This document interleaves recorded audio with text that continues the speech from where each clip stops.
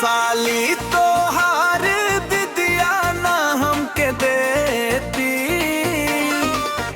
तो तोहारों के लेती हम।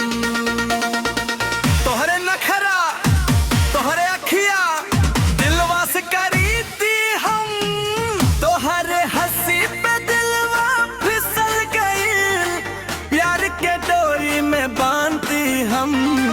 दिदिया ना मन ली तक का भइल तोहरों के लेती हम। दिदिया ना मन ली तक का भइल तोहरों के लेती हम।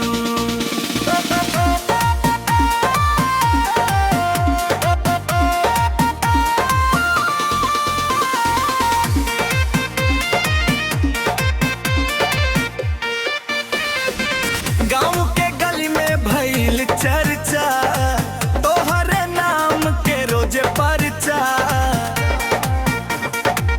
देखते ही दिलवा धड़के लगे, रात दिन बस तोहारे सपना।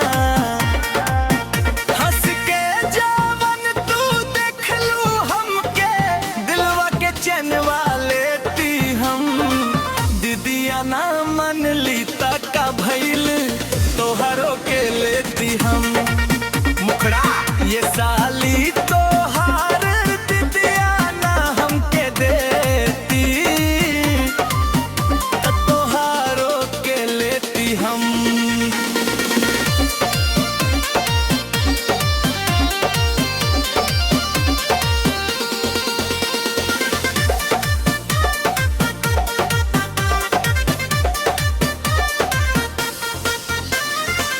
सावन होखे चाहे फगुनावा, साथे रही हर एक घड़ी अनवावा। नेह मोहब्बत के गीत सुनाइब, सजाइब सपनवा के अंगवावा। अरे रब से इतने मांगती हम, तोहरे संग मुस्कुराती हम।